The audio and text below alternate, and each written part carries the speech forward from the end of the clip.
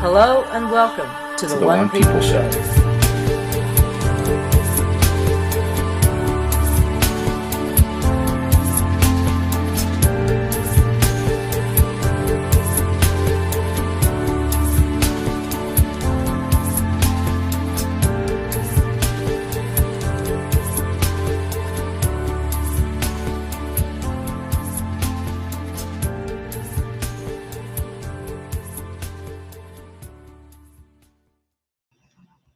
Hello and welcome everyone to this week's One People Roundtable with myself and Dee, and hello to everybody.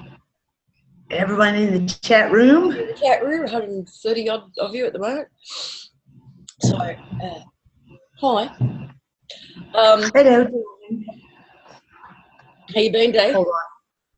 Yeah, hold on. My computer's unplugged again. Give me a second. Okay. So, is what it is. Whatever. What it is. So, we've had some Mandela effects apparently. Again, another wave of. I had a few of my own. I had two specific ones myself in the last week. So, like are we talking again personal, like the Mandela effect? Personal. Well, either like, just those things. Hold on one second. Would you stop that, please? Seriously. Quinlan's sitting next to me trying to roast pretzels over a candle. She's never a good idea. In her fleece bathrobe, because, yeah, how do you define them? Mandela effects, fuck up effects, what the fuck? Well, maybe we just classify them as the what the fuck effects. I thought they were photo effects. Yeah, I don't know. I don't know. I think we categorize Toto effects as like when you see the broad history changing type stuff, like really huge historicals. I don't know. I don't know. Pick a fucking definition.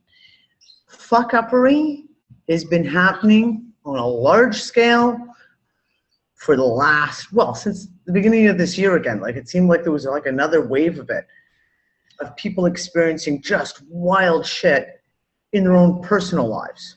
Yep. For me, I had two. One of them really, really small. In the fact of went grocery shopping last week, bought a 1 kilo bag of my favorite brand of pasta. Remember sitting there just trying to decide, well, should we get penne this week or shall I get spaghetti this week? Picked up the bag of penne. I remember going through the cash out. All the bags went to the car. Went home. Next day I made all the sauce, went to pull out the noodles, gone.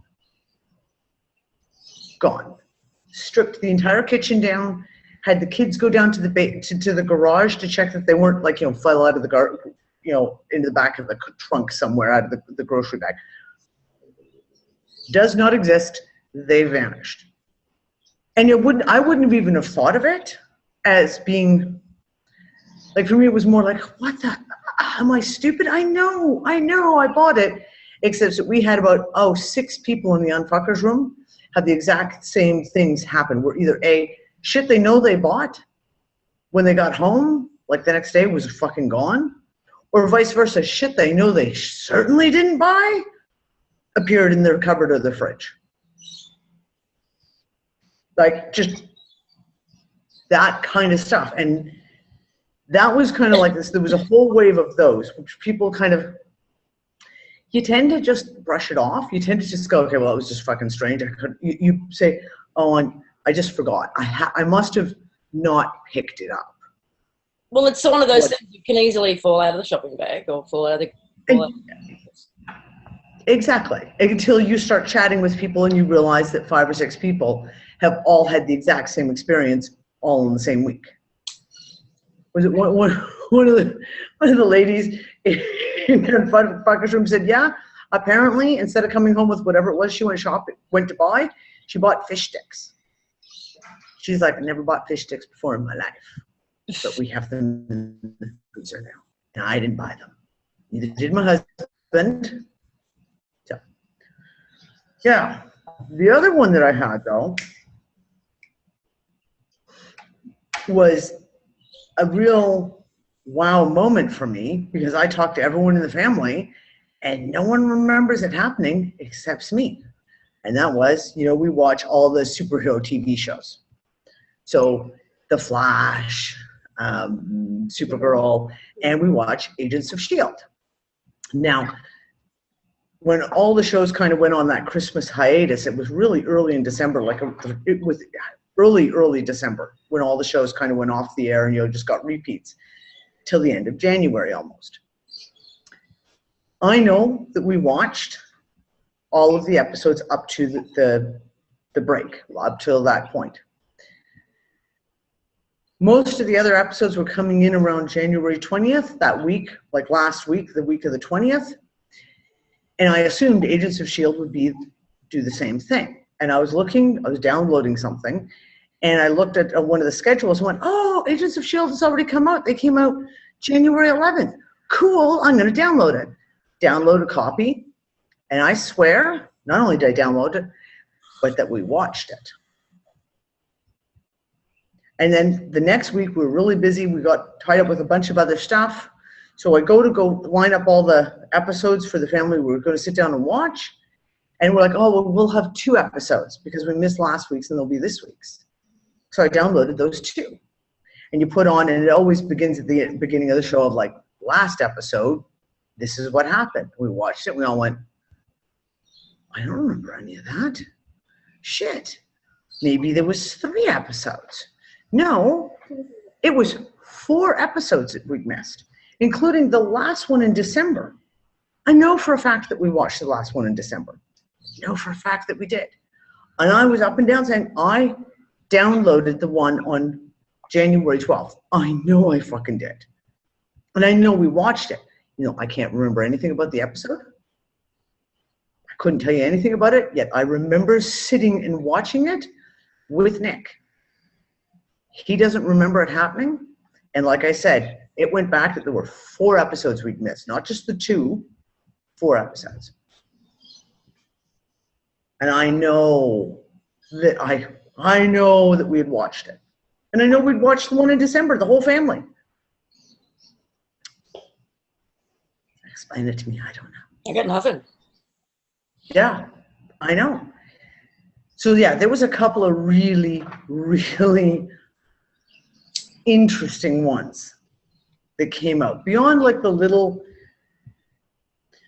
beyond the little ones. So we talked about who was Trisha's on last week's show about Niagara Falls. Did we talk about that on the show? About turning off Niagara Falls? No, we didn't. That was the other one. Okay, hold on. It's quite a long one, so I'm just gonna preface it and say Trish and her husband remembered that they lived near Niagara Falls, the American side. They remembered in the mid-70s, they turned off the American side falls because they had to do some work on the riverbed. And it was a major big deal, like really, really big deal. People came from all over to see the falls get turned off. And her and her husband decided they were going to be really, really naughty. And they ran across the riverbed to the little island. And the police were out there trying to catch all these people running across. And they had to do the whole quick change. Like she tells you the whole story. It's quite funny how they did the quick change to change their outfits to make sure they didn't get caught. She finds out they're looking for that date because they know it was like right around the mid-70s. That the only time it had been turned off, I guess it's just been turned off again recently, was in 1969. And she's like, no way. I would have been 11 years old. There's no way it happened in 1969. I was there with my husband, like my at the time, I think they were boyfriend and girlfriend. Yeah. So they talked to neighbors. There's several neighbors. Remember, it had to have happened in the mid-70s. There's no record, none. In this timeline, it did not happen. The last time it happened was 1969. So I remember she's like, this it was with her husband, but it was before they had kids. So yeah. there was that few years window where that happened. And yeah, not when she was 11. Yeah, not when she was 11. And she said the fact of like, If it had happened when she was 11, her dad would have piled them all in a car to go see it because it would have been such a big deal. She would have remembered having that family outing. Didn't happen. But it happened in the 70s sometime. That's a pretty major one. So according to this timeline, it just didn't happen at all in the 70s. 1969 was the last time it happened before whatever, it was like last year or the year before, like before modern time, like this recent times, is 1969.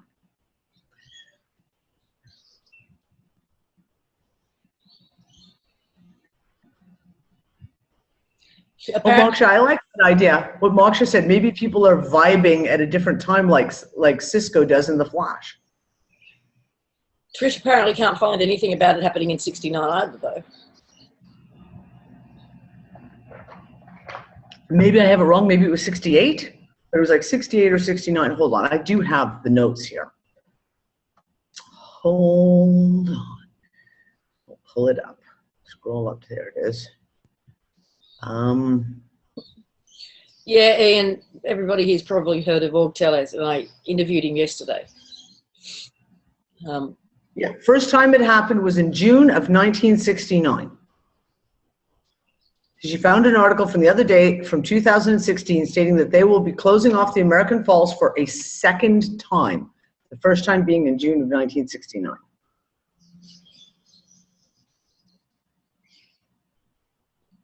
So, yeah, and she says, and she didn't meet her husband until 1975. So it couldn't have been before 75.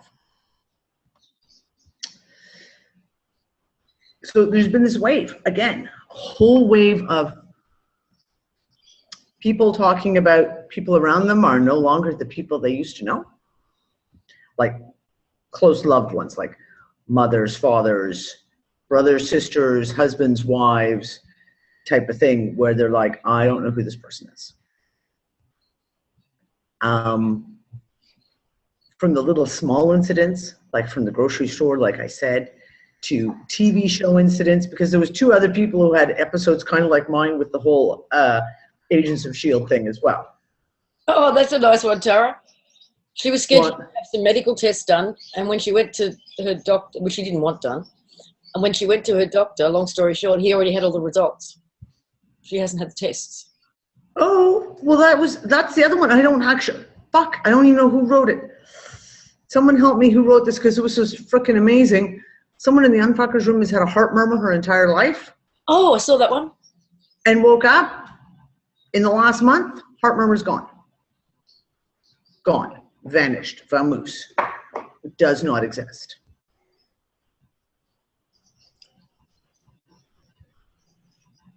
Can you Lemon says, can you have your doctor call my doctor and tell him to get with the program? Nice. I like it. I've seen a few of those ones around health issues. Okay, Dawn just said, my cataracts were at 50% and now they're gone. Well done, Dawn. Yeah. Can you send me the secret? Because mine are just getting worse. Not cataracts, but my eyes in general. And I had eye damage from pre-diabetes, which totally disappeared, says Jacqueline. And yeah, Melody, my vision's going to shit too. Yeah. Calling all the good timelines. Yeah, I'd like the good timeline where my eyesight gets better. And I could do a facelift would be nice too.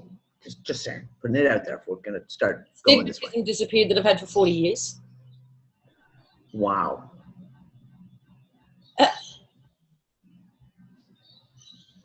Stacey Turner says, I've grown an inch. There was several people who've actually talked about that in the last few months. Going to the doctor's office to get, like, you know, and you do the physical, and they're like, you're, 5'6", and they're like, no, I'm not. I was like 5'5". What are you talking about? So.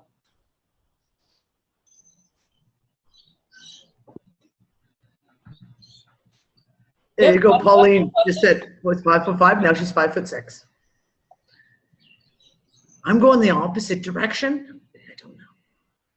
You're shrinking. Actually, I can't even tell you. I don't. The last time I had my heights measured was in the military, probably.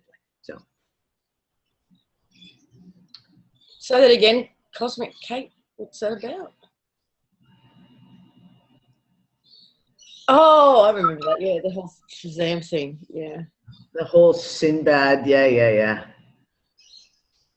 So yeah, I mean, there's a whole bunch of a new round of Mandela effects. The other one is to do with the dime. Hold on, that was interesting, and all of our American friends will appreciate this one. I'm going to have to scroll up to find it. Give me a second. And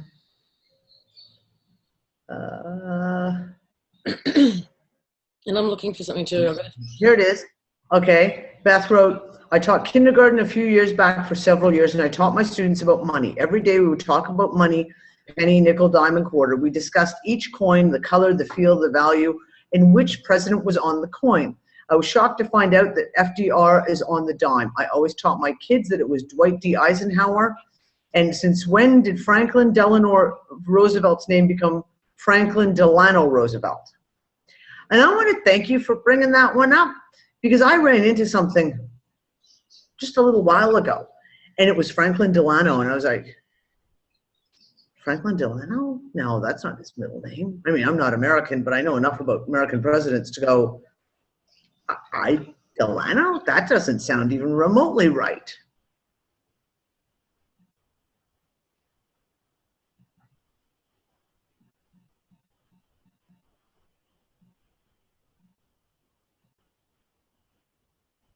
Yeah, there goes the chat room. What? So, I mean, there's been a bunch of new ones again, and I haven't really been following this stuff, except to take note that it seems to come in waves. And I just find it really, really interesting with all the kind of talking about, like, you know, cycles and et cetera. And I always talk about that week between, you know, solstice to January as being that time outside of time. And then in January, bang, another wave, like another wave of personal, really personal incidences happening to people. Because I've got a huge list. I mean, I'll publish the whole, I'll scrub the list, take everyone's names out. You go get coffee. And I'll put the list in with the show. And those were just the ones that I was able to collect up just this morning. That's it, just quick. But whenever I see these things come in a wave like this, and you noticed differences in people around you, you notice sometimes just differences in things around you, and you have those moments of just like, wow, what the hell? And then you hear the stories, and a bunch of other people are all experiencing the same kind of stuff. Like I said, even in their own relationships with their mom, their dad, their brother, their sister, and they're like, who's this person? What the hell happened? I don't even know what the hell is, pardon me, is going on anymore.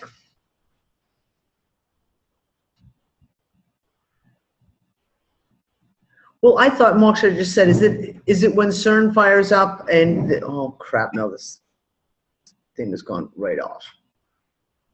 Sorry, Melanie said about magnetic waves at the same time.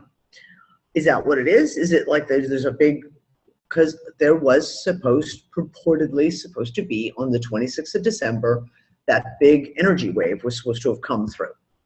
Now, we did have some pretty good size earthquakes, et cetera, in that time period. But how do we measure this? Like, there's so many factors that can we take them into consideration? I mean, we've seen the Schumann resonance go off the charts several times already this month. We've seen things like weird reported things like, oh, you know, new comets seemingly coming through the air, and oh, we have another new comet, and we have the strange one for me, and I commented on this in the Unfuckers, is a couple of pretty serious bloggers, or vloggers, I guess, who do their stuff on YouTube, who do a lot of stuff on Sun and things like that, talking about geomagnetic storms this month. And I was like, there's been no geomagnetic storms this month. None. And I went back and backtracked all the data. And when I'm really looking, I'll go to the Russian site, TSIS. because I can go through and I can pick out what data, what dates I want. There's been no geomagnetic storms this month. There have been a couple of like KP4s. They don't even reach a G1 strength, so it's not even considered a minor storm. There's been no solar flares, and yet I've heard multiple people doing things like, oh, there were 5 C-class solar flares this week or today, and I'm like, C-class solar flares are nothing. Like they're like the sun basically hiccuped. That's all it was. They're so pathetically small. Why are people commenting all of a sudden like it's a big deal? It's not. Like those are just the coronal holes. Really, really small coronal holes. And they've had even things like in the end of December, we had a big article on one of the big science sites about like major coronal hole. And I looked at it, I was like, are you kidding me? That's what you call a major coronal hole? I've seen coronal holes go by in the summertime where 3/4 of the sun was a fucking hole. And you guys are talking about this thing this big and calling it a large coronal hole? So it seems like they're trying to make excuses. It's like there's this thing of like, we're going to try and blame something, whatever is going on, and we're going to make up these geomagnetic storms and solar flares. But they're not. They're not there. There's nothing about them. They've taken a lot of the cameras down or feeds off. There's been cameras that have gone down. The Schumann resonance went down for 6 hours. The Russian Schumann resonance. Was it yesterday? Saturday, I think, sometime. It went down for... Okay, Lorna, okay, I will go look. Okay, I got something. So, you know how we've been talking about, as we drop down into another layer, while you're looking for that certain things become exposed that weren't seen before. Mm-hmm. And technologies and what have you. So I don't know whether what I'm about to tell you was part of that, or whether it was just personal to me or what. But a structure was discovered in my energy field. Okay?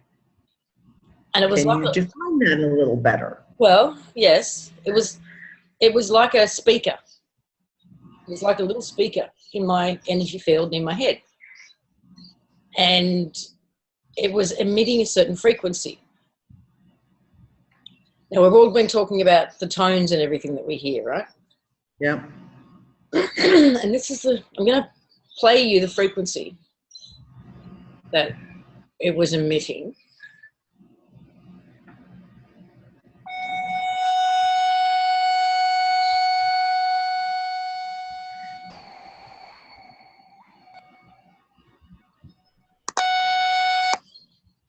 Okay, did you hear that? Yeah, that's nasty. When I heard it, it was instantly recognizable. When I heard it like that on a YouTube video, it was instantly recognizable as a frequency that I hear. Yep. And it was also instantly recognizable as back in the day when TV stations used to shut down overnight. Yes, it's what I've called it. When it goes to the stripes. Yeah. So what does that mean? It means end of broadcast, right? What if we are hearing these tones for the same reason? What if end of broadcast? End of broadcast. End of programs being broadcast to us, and the certain things have been shut down. Right? We know. I'm absolutely convinced. I say we know. I know. I'm convinced that their tech is breaking down. Right? Aug even reluctantly kind of conceded to such yesterday. So what if one of the reasons we're hearing these tones is because certain programs are stopping. And we're hearing different frequencies. Okay, can I pass it in one better for you? I hear that tone lying in bed at night. most often lying in bed at night. So is that the whole thing, same thing of like the recognizing that you're going to sleep now? So, like the broadcast is turned off, type the end of program, right? Or it's the one that they would normally bombard you with at sleep time, but it's not being programmed. It's not broadcasting anymore. It's a dead signal. Until eventually it'll fade out. But my question was, this little structure that was in my energy field, is that in everybody's energy field? Is that part of the tech? Yeah. Is that part of the tech? But because it's all breaking down and because we're on this new layer, we actually see it now. So for those who can see this, so I wanted to see. How did you find out about it? Huh? Who saw it? I'm not giving names. Okay, but so someone saw it. Okay, that's all I wanted. Like it was, and I'm assuming a person to person. It was. And I'm pretty sure I know who. So, no, actually, I know who you're thinking of. Really? No. Yeah. Ah, interesting. So, for those who can see these things, have a look in your own energy field or in other people's energy fields. Yeah, Donna, I'm sure she was thinking of you. And see if you see any structures like that. I'm just curious to know whether it's a more kind of universal thing and these little structures are all in all of our energy fields, or whether it was personal.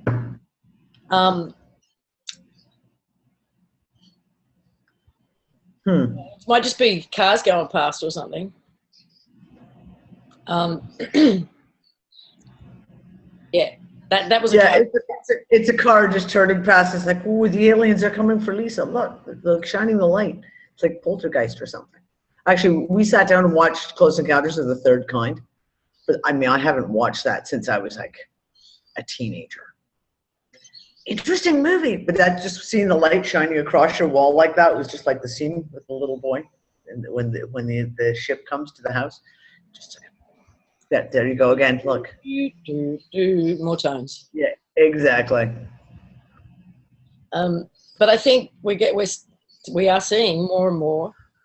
Well, we saw well, some of us did anyway. Sort of saw the tech on the grander scale start to break down, and now we might be getting to see the tech on the personal start to break down. Yep. And become exposed. So I don't know. I've got this thing that time is end of broadcast. End of broadcast. I like it. I like it. I'm all for it. Is no longer available. Please try again. It's no longer available. Okay, I want to go.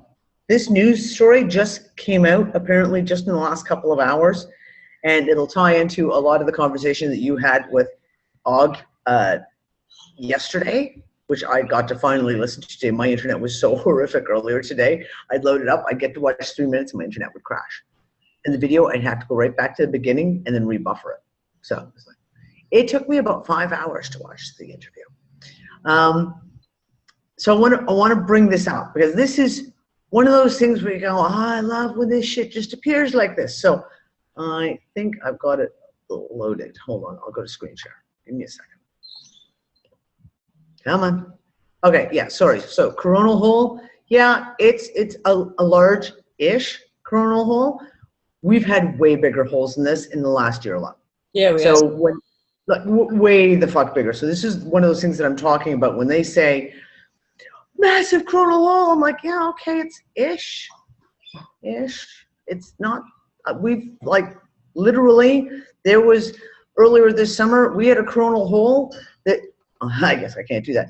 Spanned this entire bottom half of the sun was gone, and the entire top quadrant. There was a little tiny band left in the middle, and that was it. So, just saying. Now, this is what I want to talk about, though. Life is just one big hologram. New studies suggest we live in a 2D universe. Not 3D, 2D. Substantial evidence has been found that everything we see and feel may in fact be part of a vast illusion, according to a new study from a group of theoretical physicists and astrophysicists. Writing in the Journal of Physical Review Letters, scientists in Canada, Italy, and the UK came to the conclusion while studying irregularities in the cosmic microwave background, the so-called afterglow of the Big Bang. The theory of holographic universe was first put forward in the 1990s and argues that everything that makes us up our 3D reality, from massive stars to tiny atoms, is actually all set in a 2D plane. And it's really, really interesting because Nick and I had a conversation just in the last couple of months talking about how you watch a TV set and you, even if you're playing more so, let's say if you're watching, playing a video game on the TV, it is a 2D image that you are seeing through the graphics as 3D. But it's just a 2D image, it's just completely flat, right? So, very, very interesting that, again, a major study like this is being reported on. Hang on, go back up for a sec. Yes. What did you want to see at? The team claims that this model could help iron out some of the inconsistencies between Einstein's theory of gravity and quantum physics, which could be explained if the universe was hologram. Is hologram. I.e., the theory of the unified field theory is it's a fucking hologram. That's the unified field theory right there. It's just a fucking hologram. So yeah, I thought, again, one of those things where you go, oh, timing on that was rather interesting. Again, another big wave push of information coming out that, again, going back to that. It feels to me, and I mean, time being what it is, and as valuable as it is these days, don't quote me, but 2 years ago even, I don't remember all this info about you live in a hologram. Nope. It's all a hologram. It just wasn't there. There was little nibbles, like electric universe, the holographic universe theory, little nibbles though. It was not in your face. So out there. Stories. This one has confirmed this, NASA said that, and, you know. Yeah, exactly. Now we're talking major scientists from NASA, from all these universities, and there's more and more studies and articles coming out all the time on this. Now, 2D is also interested in binary code, ones and zeros. Really, really interesting. Given some of the shit that you and Aug talked about last night. And there was several things that he brought up that were really, really interesting. Like what? Well, the one that I actually had to stop and pause the video because I was laughing so hard was his comment about the flat earth stuff. And he basically was like, look, I've seen the flat earth stuff and I've seen the sphere stuff, and you know, it's still all just a hologram. And people are getting so lost in the argument still. And again, there's been another big major wave of flat earth shit going across social media again for the last couple of weeks. This huge push of flat earth stuff again. Yeah, well, there's always people being introduced to it though, so that's going to keep happening in waves. No, not like that. Like people bringing up in conversation all of a sudden again. People who I know have been around for ages and who know all about this stuff. People who are, let's say, pretty diehard flat earthers. All of a sudden are like, oh, and here's a meme about flat earth. And oh, here's another post about flat earth. And it's like, everything was kind of quiet for a couple of months. Like it was all kind of like just, you get little conversations here and there. But for the most part, everything was pretty quiet. And then all of a sudden, like the last 2 weeks, this huge, like it's being pushed again. And it's like, yeah. So I laughed when Aug said that about, you know, round, square, triangular, flat, it doesn't matter. It's a hologram and it could be any shape at any moment in time that it is programmed to be. So getting stuck on the question of round or flat is useless until you move beyond the question and realize the fact that it doesn't fucking matter. because it's a hologram. What I found interesting in a lot of the conversation was, okay, so along those lines, you and I have been saying for ages, round, flat, doesn't matter, it's all part of the matrix. Which is basically what we said yesterday. Round, flat is irrelevant because it's all a hologram. Yeah. And yet, when it came to other subjects, here we are saying it's all a hologram. But then you go off into other tangents and it's like, it's really serious and it's, these are the consequences and this is what can happen. And it's like, yeah, but it's a hologram. But it's a hologram. And it didn't matter which subject, really. Although, not that I did, but all I would have had to done at any point is go, yeah, but it's a hologram. I did do it a couple of times, but there's no way you can say this is irrelevant because it's a hologram, but this is serious. Because it's a hologram. It's either a hologram and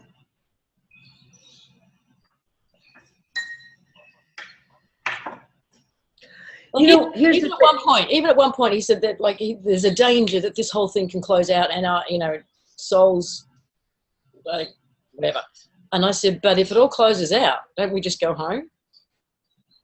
And he was like, well, yeah, but you want to go home with your memories.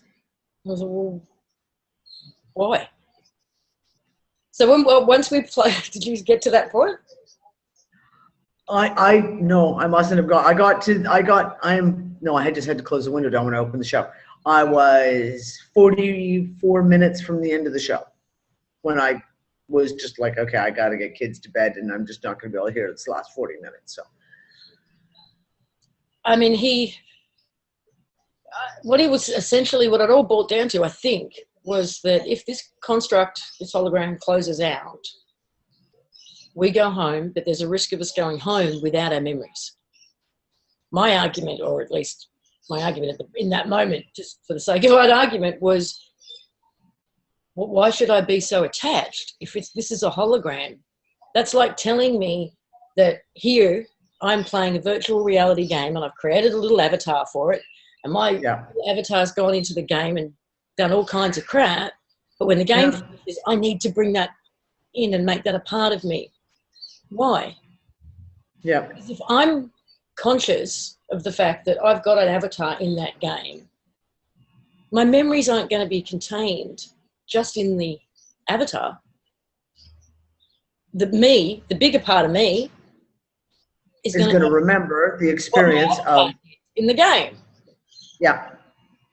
Well, the only reason I could see it is the fact of, if this is a learning experience, if we're here, let's say the whole thing, as you and I have hypothesized multiple times, that even all this shit is part of the program, is part of the waking up process, the whole process of going through it all.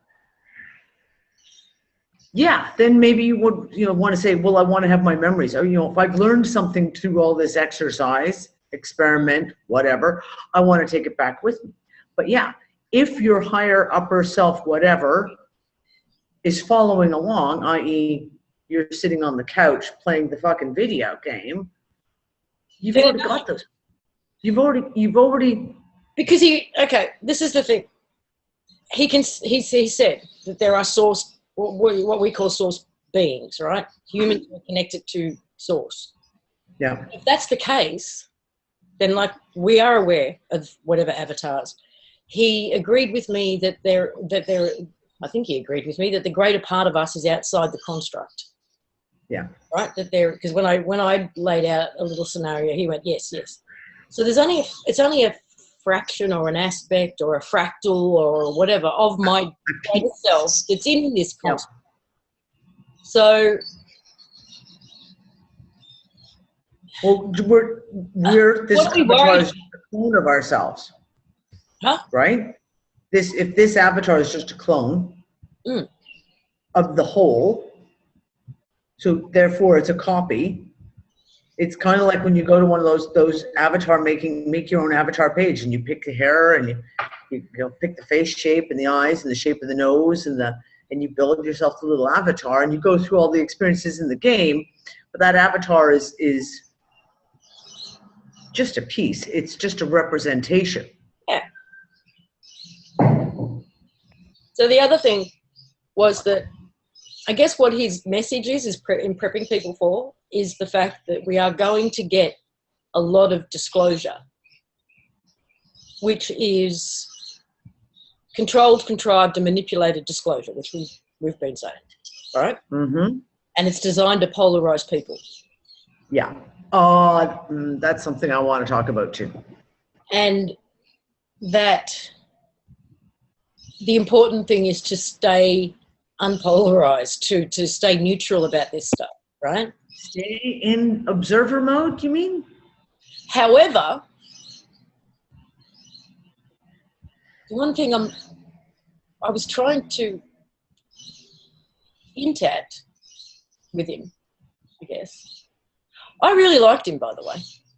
I wasn't expecting. I liked him too. But I want to sit down and have a conversation myself with him, because I got a couple of questions I want to throw over to him. Was what I don't think he sees, because there's genuine awe. There's these moments of a genuine human being there, and he is a source-based, heart-based human, and then there is this heavily programmed that's running a script, and you can see when he gets caught into the script, and he can't be stopped, right? It's like, yeah, someone press play, and it's not stopping until he's gotten it all out.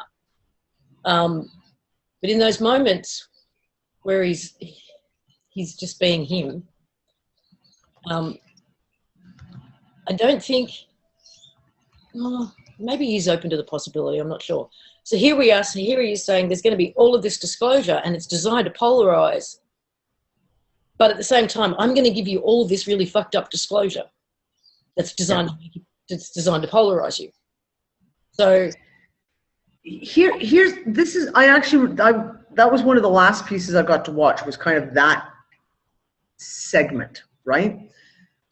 What I got from what he was saying, and I liked what a lot of the stuff that Aug talked about was very, very interesting.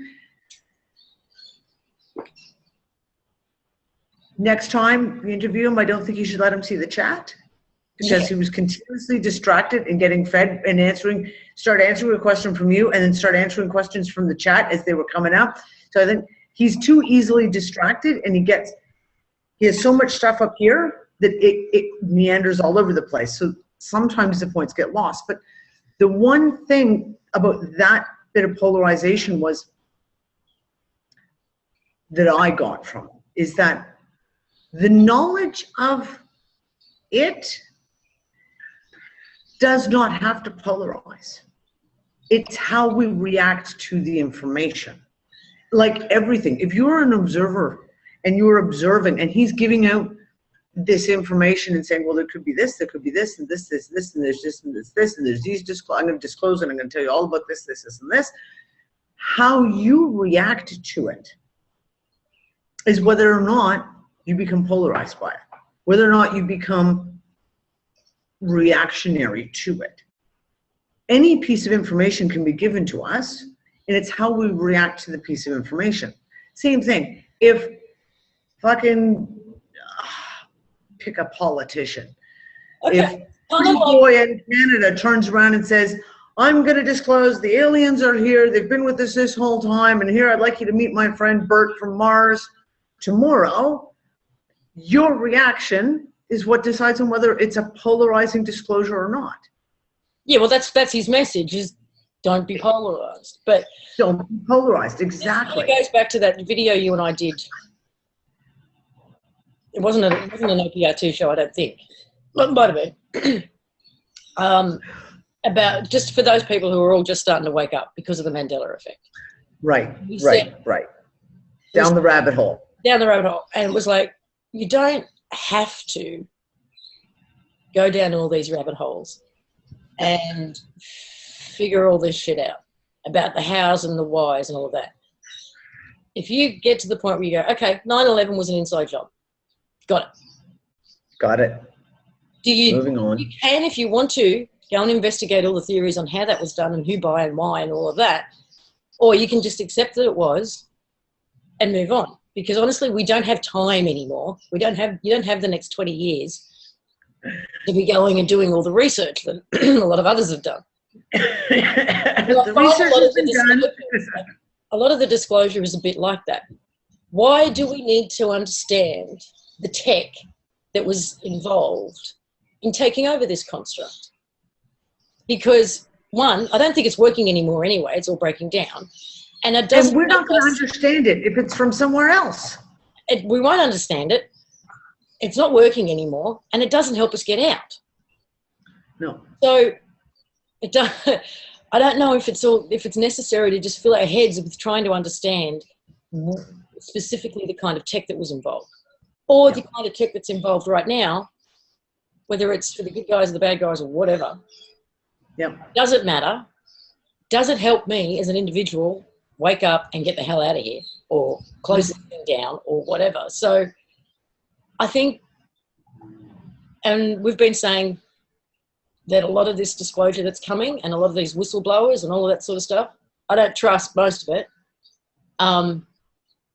It is on purpose. It is manipulated. It is contrived. They are desperately trying to control the narrative.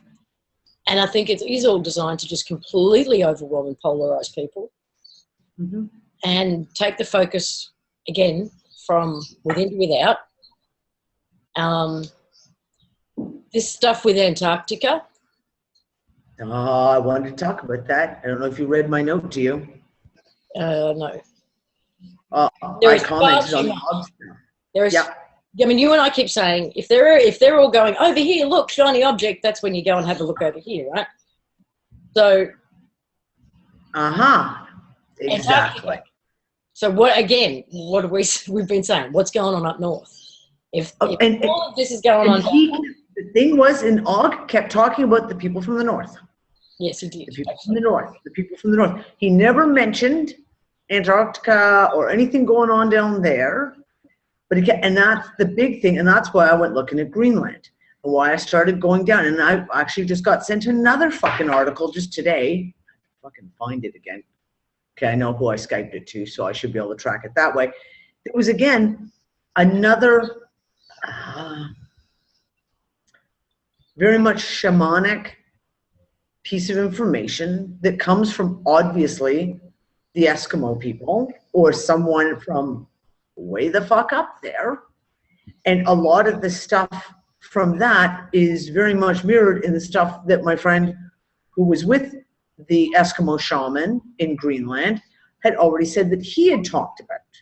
So again, I'm going, the stuff that is coming out of those places is very interesting. Who the fuck knows anything about it? No one. Everyone's looking at Antarctica. Can anyone in the chat room, I mean, there's 220 odd people in here. Can anybody in the chat room think of any whistleblower who has come out with brand new, no one's heard of this, no one knew this was happening information? Or is it always ever been just confirmation of anything, anybody who's been a conspiracy theorist for 5 minutes has already known? Yep. Well, I did a Transpicuous News little news special earlier last week. Okay, what did Teal say? What did Teal say? She's not a caller.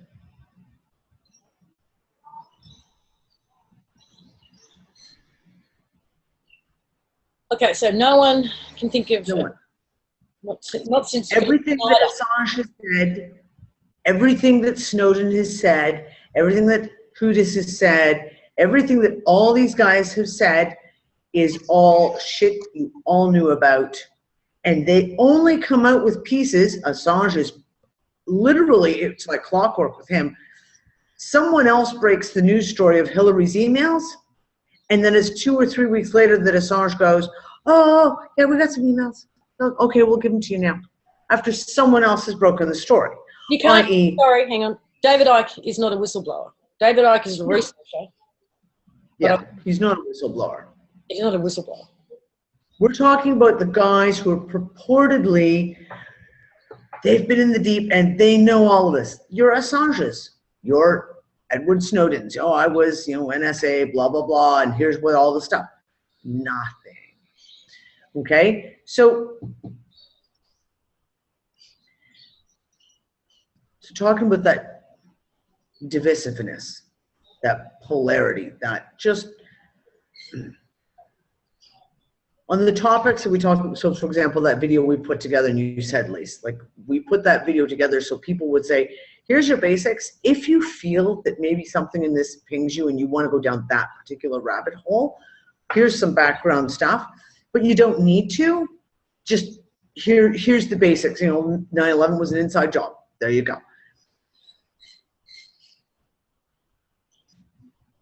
There's been a spat of stuff coming out that I'm seeing a lot of people getting really emotionally attached to, drawn into, and they're coming into this place of like abject panic. I'm watching people panicking, whether it's the Pizzagate stuff, whether it's Trump. I mean, Trump has been the perfect, like honestly, in this moment in time, when they're trying to create as much distraction as possible and divide people as possible, they couldn't have picked a better person to put in power than Trump. Because the arguments, the divisions that have been drawn up right now are unbelievable. And I am watching people react from completely emotional responses to things because they hate Trump. Therefore, he's evil. Therefore, everything he has done. They're not objectively looking at anything. They're not researching anything. They're just reacting on emotional level. It's the same thing with the Pizzagate stuff. There are people who are falling down and going down, and we've talked about that before, and said the whole pedophilia stuff is a really dark, nasty. Okay, is that D or me? D, you're frozen and you're robot.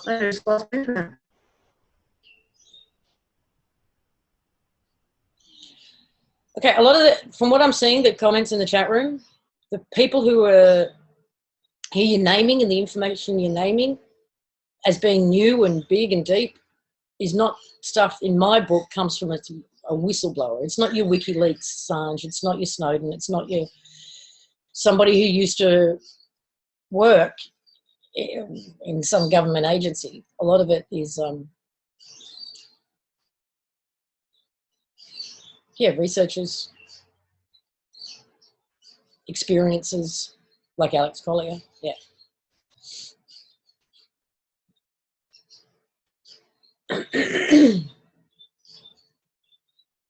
Yeah, independent people who have just had experiences or done the research.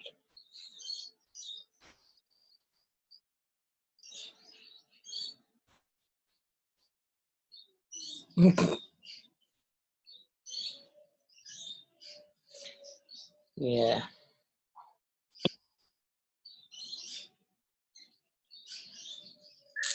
We got you back? You muted, but do you need me to unmute you? No, I think I demutified, I think. Yeah, you good. I don't know what was the last thing you heard me ranting about. Sorry.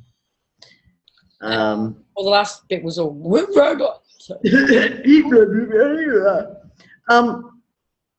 Just basically, we're watching, everyone is reacting. I'm watching people react from this very emotional response thing, whether it's freaking out because of the whole Pizzagate stuff, like I said, which is a really, really dark, nasty rabbit hole to go down. I don't choose to go down that rabbit hole because I'm not emotionally capable of maintaining an equilibrium. For me, it's enough I know it exists. I don't have to research it. I know it exists. It's like the same thing. Other people, 9/11 was an inside job.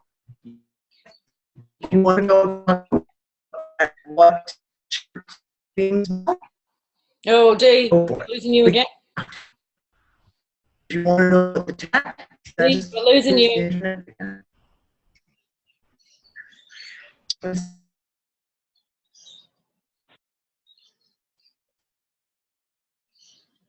Damn. Okay. Hopefully we'll get it back. The overwhelming feeling for me is that where we're at it's a narrative war. We're in a narrative war. Even Aug said yesterday that we won the war, the actual war, already. And I believe that's true too. And so now we're in a narrative war. And the narrative that we have, the one that we discuss here on this show and wherever else we get together, is, for me, it's an empowering one. I'm okay with this being a hologram or construct or whatever, and that we are the ones who are running the system now, back in charge of that system. And we've talked about an AI that runs this construct, the original AI that was created by us to run the construct. And I believe that that AI had been corrupted, infected, whatever, with a virus, whatever you want to say, but that has been cleared up. And that AI's job was to work for our benefit and in our favour. And now it's in a position to do so again. Aug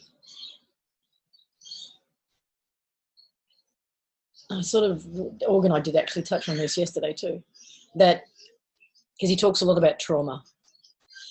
And even if trauma became one of the major control mechanisms, then the AI found a way to get that to work in our favour. It's often because trauma is often the catalyst for great growth and awakening. So I don't believe the narrative that it's necessary for growth and awakening, which is one of the narratives that are out there, is that all of this is being done for your greatest good, your highest good. You're being traumatized to spiritually grow because that's how it works. No, I don't buy that. But I do buy that whether we want to call it a construct and that there's an AI in charge, or whether we want to say the universe or God or whatever word you want to use, will take the current circumstances and make the best of them. So if trauma has to be a part of our story, then a way will be found to have that benefit us. And it has. However, it no longer needs to be that way.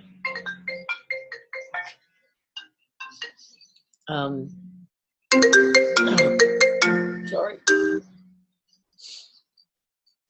So it looks like we may have lost Dee for good halfway through the show.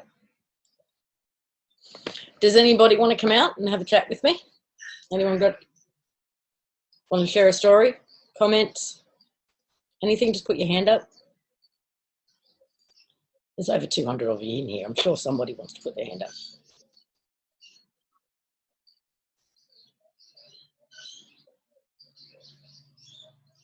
Crickets.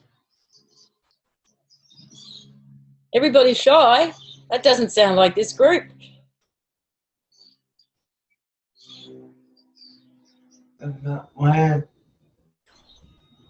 Hey, Earl. Hey.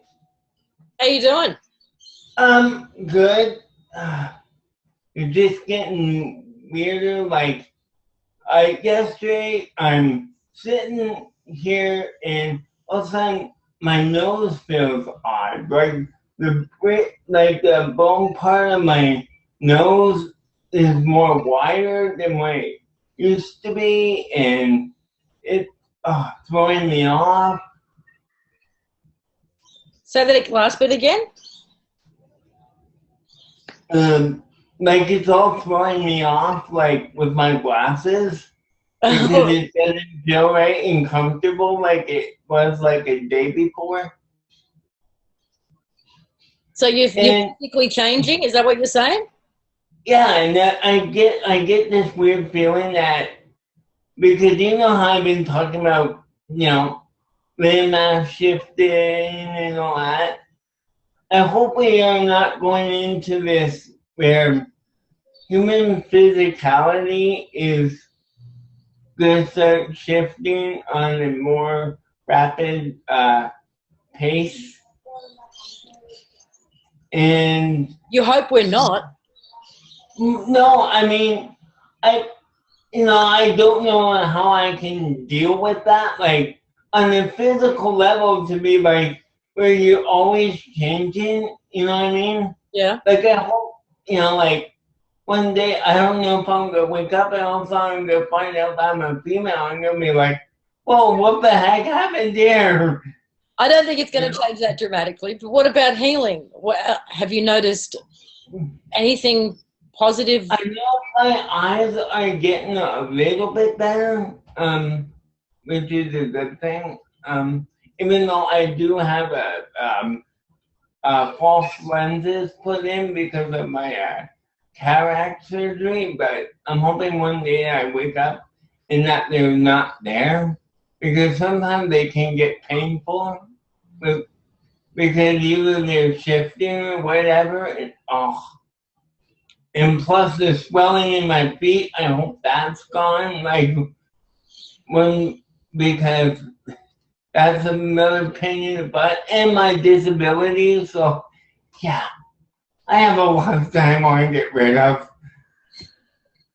Well, are you noticing any shifts with your disabilities? No, not as much. Like I feel the same that Ben. So to say, maybe I'm not working to manifest like I think I should be about this. But well, I think you have. I think now is the prime time. I think now is when we've all got the most, or more, I should say, power, for want of a better word, to make these changes than we've had in a very long time. Yeah, I mean, now I'm finding out, we live in a 2D universe. It's like, wait, what do the Simpsons live on? Their 1D universe? No, but yeah, it's a weird puzzle thing that we seem to be in this puzzle phase, and we're trying to figure out what's going on. But the maze always seems to be shifting, That's why I say, hey, Dee's back! Woohoo! Had a small panic. I was like, it's not coming back. It's not coming back. Hey, did you get a haircut? That was weeks ago. What? Really? I cut my hair in Australia. I cut it all off. Really? But I did my hair. I actually straightened my hair. Okay, that must be another D that I remember seeing in another reality, so forgive me, but... I keep trying to do my commentary that I wanted to get into, and every time I've started into it, I fucking lose my interest. Well, I'll go and let you finish what you were trying to say before you go. It almost felt like we were trying to do a seance. Steve, are you there? Steve, are you there? Okay, I'm gonna go. Thanks, O. Thanks a lot, Earl. I didn't get to hear what you said, but thank you. I'll listen to the video later. Because, Lisa, I'm going to need to use your video this week. Yeah. Apparently, yeah. I'm going to record. Oh, can you give me permission to record, please? Just, anyways, whatever. Everyone's telling me to change the subject. No, damn it. I will not change the subject. This is a major fucking thing right now, is watching people play the divisionary card. And they're falling for it. People, like the most awake people that I know, and they're fucking falling for this whole divisionary card. It's like, what happened to just being the observer? What happened to just chill. Stay in that neutral place. Don't pay any fucking negative energy into this shit. I know it's hard. Guys, I know it's hard. And listen, I see stuff all the time that triggers me to go, you've got to be fucking kidding me. But when it's a continuous thing, like this whole Trump thing right now, I'm telling you, the reason Trump got in my opinion, is because he was the most divisionary thing that they could possibly do at the moment. This has the whole world involved. The whole world is involved in this now. And they're just playing it. And it's like people are reacting and they're not even going to check facts. So for example, this last big one with the whole immigration executive order that Trump signed last week. I saw a huge amount of people just freaking out over it. And then watch this, not a single one of them went and researched it, what the basis of it was. And because I'm working with a group of people who are who I'm in the group to just keep track of everything that's going on politically right now. And they had posted, as soon as that came out, they had posted links showing that everything that Trump had passed in that immigration thing had been set up by Obama. Everything had been set up, including all 7 countries that are named.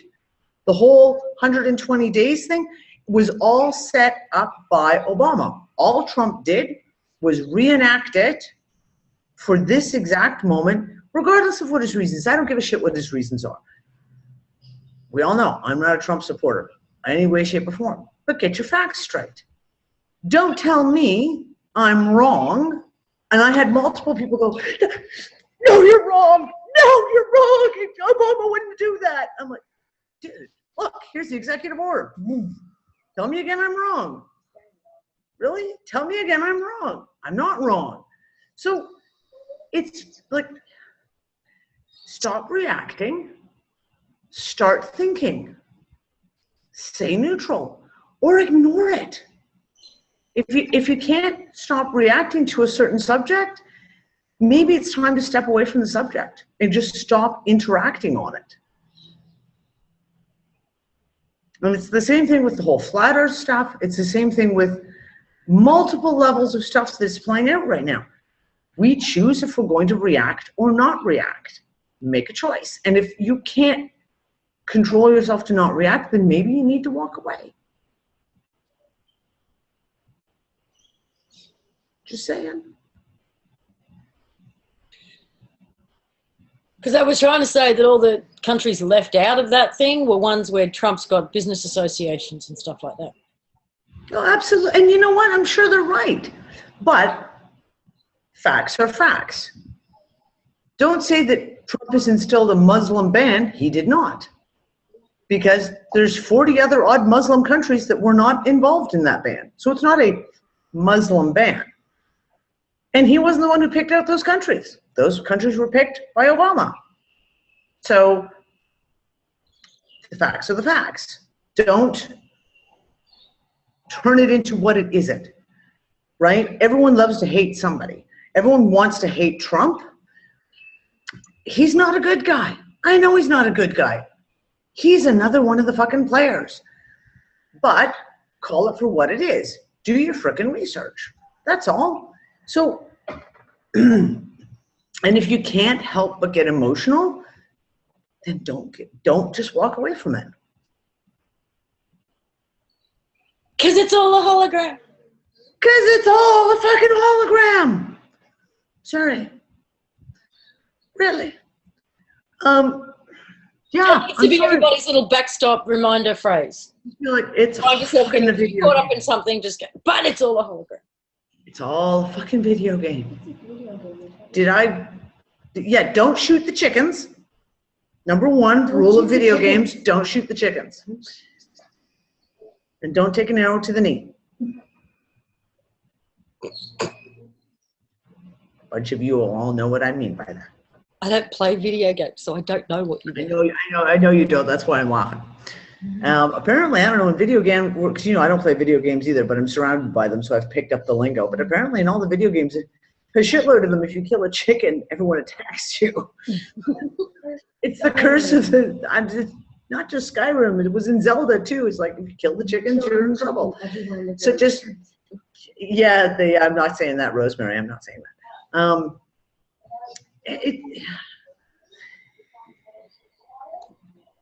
It's not about detaching and becoming emotionally numb. It's just about choosing where you're going to play your energy into. Are you really going to get upset over a politician who you know is a fucking politician? Really? No, for me, I mean, I choose which rabbit holes. Right now, I'm down the Russian rabbit hole, looking at the Bolshevik revolution, looking at the czars, because I feel that there's something in there that's a setup, but it's because it's my own curiosity. The reality of it is, we're still here, we're still where we are right now. For me, I'm a curious person. I want to know how we got to this stage, and if that played, if my intuition was right. So I'm going to spend hours down that rabbit hole, pulling through documents and treaties and putting little puzzle pieces together, because that's where for me, this is where I've chosen right now to put my attention, right? So. Funny you say. Okay. Really? Well, all my life I've been why? Why? Yep. Why did this happen? Why is it like this? Why? And what's it going to look like? What's the change going to look like? That's why I started doing what I do. To ask the questions why. Yeah. I don't even care how so much. The mechanics of it are not what drives me. It's why. What's the motivating force? And in the last, 6 months or less, the answers, the simple answers, have made all of that go away. I get to when I got to a point where I accept this is a hologram, then suddenly all these other questions disappear. Mm-hmm. That it was a virtual reality game that we created that was taken over or invaded or usurped or co-opted, whatever. Okay, I can accept that. All these other questions disappear. How it all comes to an end and how we get out, I don't think anyone knows what it's going to look like. So I can stop asking that question, because I will just be chasing my tail. Because I've seen enough over the last few months that nothing has happened the way I or anybody else thought it was going to look. So I just have to let that question go. And just be in the moment and know that what I'm doing right now is playing out the process. I'm just along for the ride right now of the process. So a lot of those questions have gone. I don't give a toss anymore which puppet they've got represent up in front, out front. I know they're all part of the same team. I don't buy that everybody's in shock that the New World Order or the Bush-Clinton camp, that none of this went the way they wanted it to. However, that doesn't mean that Trump won't do things that look great for America, because I think that's part of the plan. Uh-huh. If they were smart, they'd have done the shit that Trump's looking at doing in Obama's second term, right? But they let it go too far. So it's just, I don't have any of that now. My focus is, and I've been saying it for ages, this is an individual inside job. And so if this is all a projection and a hologram and I'm back in charge of it, then what I'm seeing out there is it's my projection. I wrote the friggin' script, and we are back in charge of writing our own scripts. Yep. What I'm seeing more and more is people really stepping into that.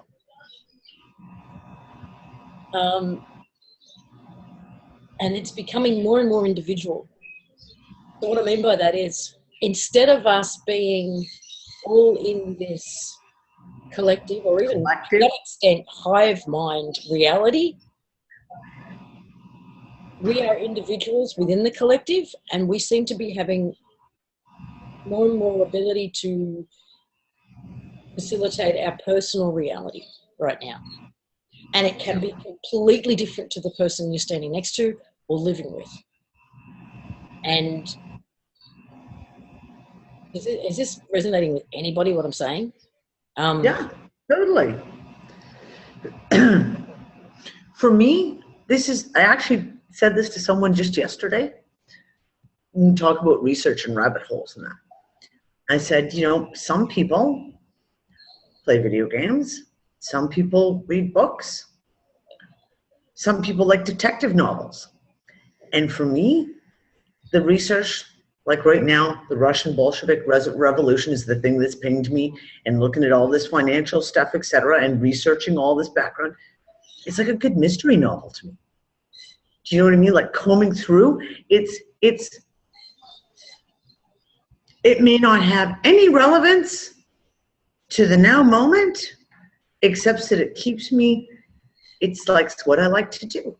And it's the same whether someone... I'm going to poke you, though, for a second. Go ahead, poke me. Well, you're the one, you're big on it's just a distraction, right? You've been saying that for Absolutely. Absolutely. So, are you distracting yourself from going within and looking at where the door is on the way out? And in some levels, you're absolutely right. Okay. In some levels, absolutely. I know in some of these projects I go diving down, I know they're a distraction. And I always see, and it's actually really interesting because in the last 4 months, 5 months, how I viewed these things has really changed in the fact of, whereas before, it was a major distraction going down a lot of these rabbit holes because I was looking for answers, i.e. not answers as in the who, what, where, why, and how, but the answers for this now moment, i.e. can I look down this rabbit hole and find the answer to this right now moment, like how do we get out? How do we fix this? How did we get here? Those were the answers I was seeking. Whereas now, to me, a lot of this research that I do, and I was back down the maternal infant health rabbit hole on Saturday, researching something for a friend of mine.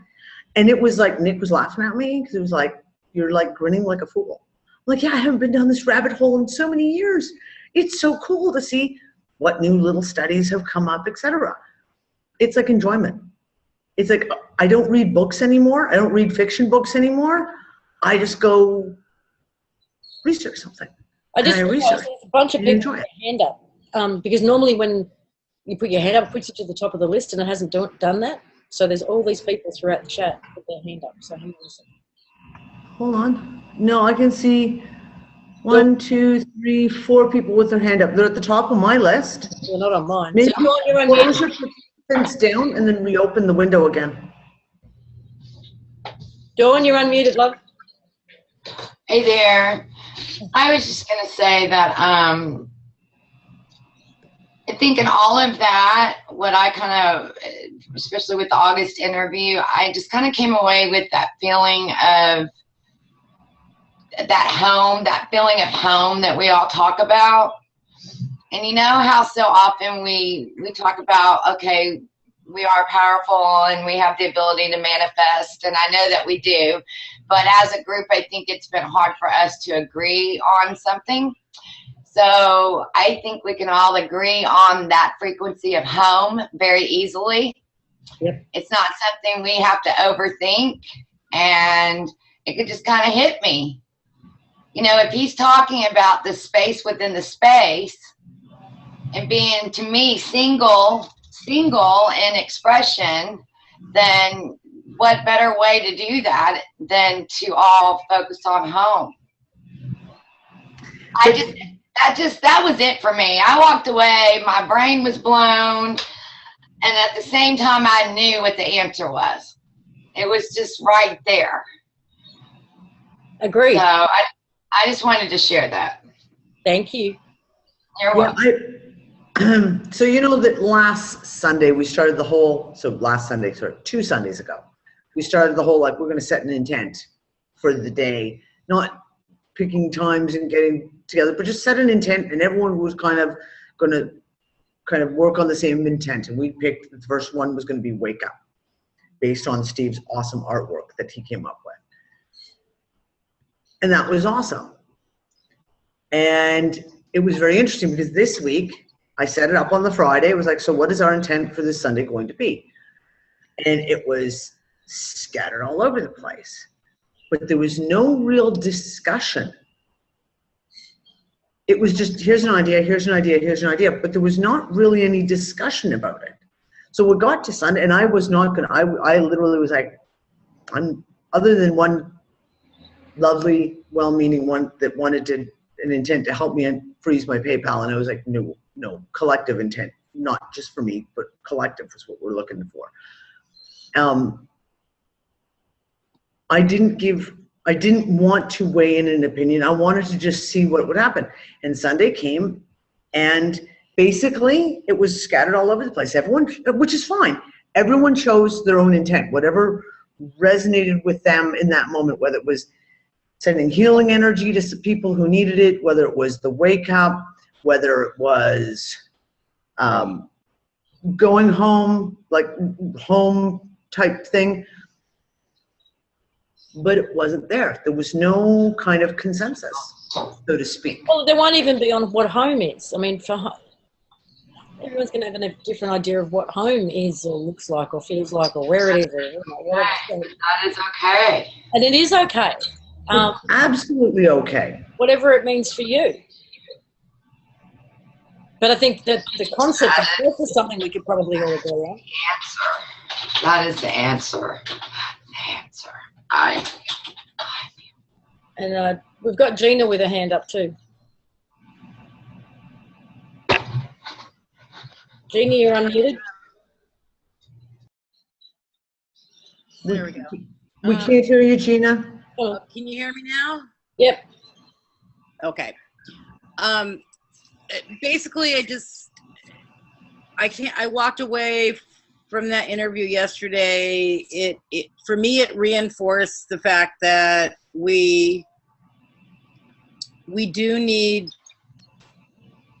individually to write our own narrative, our own script on what we need to do within our own little holographic existence here within this reality to be the best people we can be with the best intent. And it just boils down to that. I mean, all of these different roads I've been down, rabbit holes I've been down, they all come back to the same place. And that's what I left that with. I didn't latch on to any of the fear that some people seem to, or any of that. I appreciated him spending the time to put out as much information as he had. I did feel like he does believe what he's saying. I don't necessarily believe all of it is, that some of it could be fed to him without his awareness. But I really appreciated the interview, and I thought it went really great. I just wanted to thank you for that and reiterate that we all need to work on our own individual ways of bringing this reality to the best possible close in the best possible way. That's it. And I agree with you on that. He believes what he's saying, and he was very sincere. Yeah. Very sincere. Yeah. We all have, hey, listen, someone said it earlier in the chat, we all have programs running. And that's part of the curve, is working through our own programs, right? That to and me, identifying them. That to me, PSYOP, genuine or otherwise, was the biggest gift of Lilo. It's because we all got to see programs in ourselves and in others. Across the board. Across the board. And you either looked at it and dealt with it, or you fucking ran with it. And we got to see some people run with them. And we got to see some people really struggle and work through them. And kudos to those.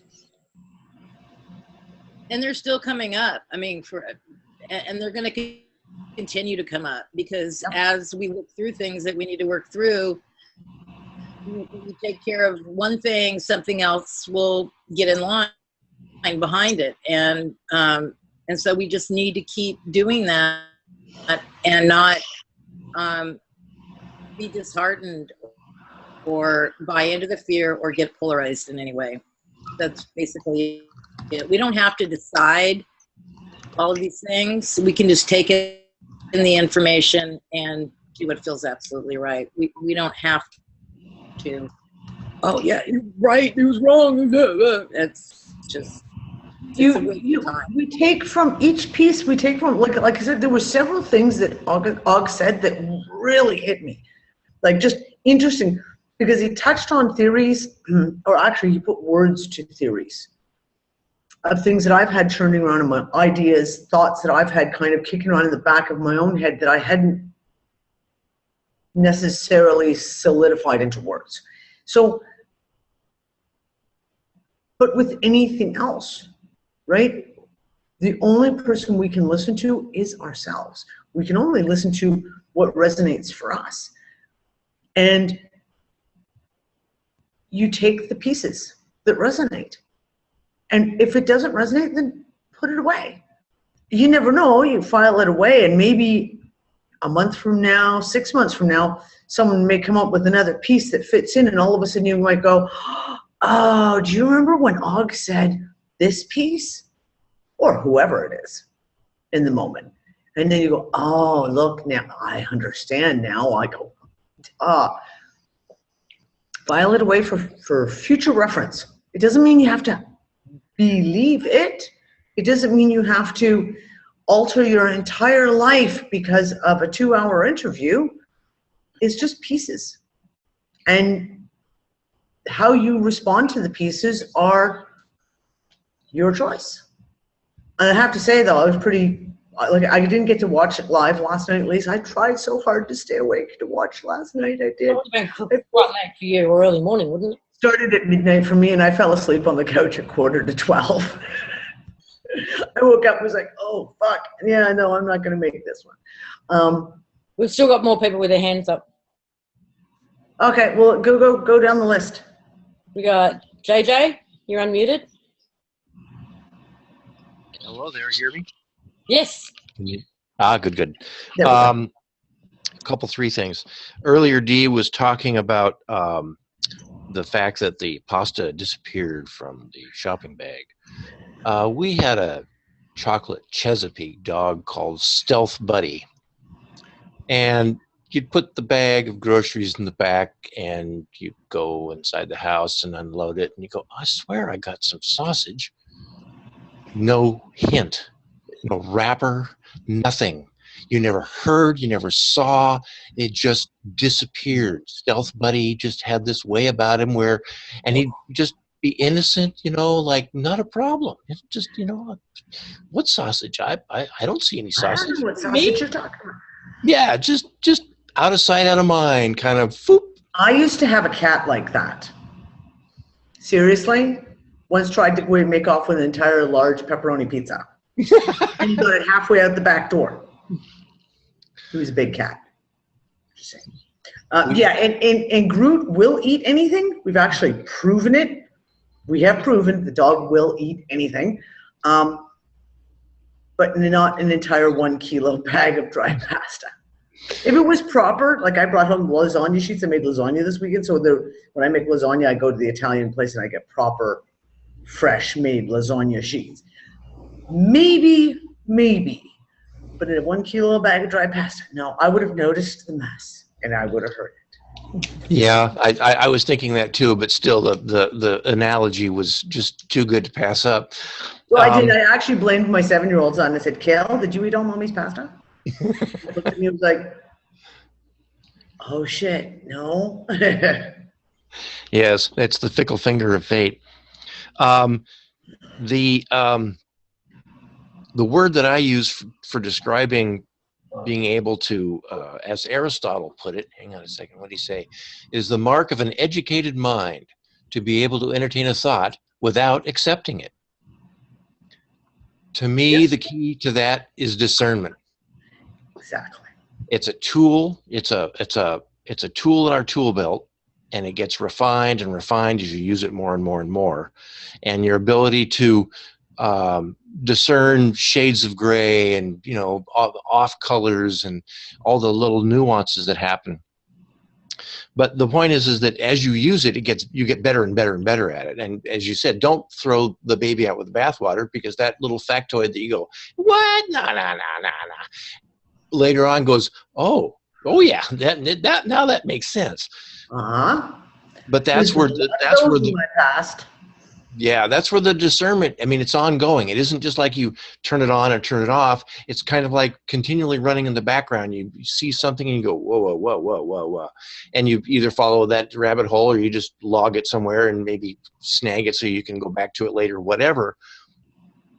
But it's the little things. It's the itty bitty kind of like flashing snippet of data or whatever that kind of goes zzz, and flies on by, and you go, whoa. That all of a sudden looms large and becomes a major issue or a supporting factoid or something like that. But that's what that discernment thing is all about, is that you don't get, if you get caught up in it, if you get emotionally drug into the middle of it, your discernment goes, and it goes bye-bye. Because you're not in your analyzing, you're in your reactive mode. So the idea is that ability to be the observer for sure and process, but not any more heavily than you need to. In other words, yeah, this is so much bullshit, but there's something in there. I'll just put it over here and maybe sometime later I'll get to it. And you don't have to necessarily become obsessive with going down all of the factoids and checking all the bits and pieces every time something, it just gets too much. It does. It just mind masturbation, as far as I'm concerned. Masturbation. Yep. Yeah, and the thing about the programs that we all carry, that we're all programmed by, I use the word imprinting. And imprinting is one of those things where it's like one of those big rubber stamps, you know, okay, you know, it's secured for this or, you know, whatever. You get all these little stamps. And we get this imprinting from a variety of sources. I mean, school, people, friends, blah, blah, blah, blah, blah. And we oftentimes forget that we have these automatic responses to certain triggers because of the imprinting.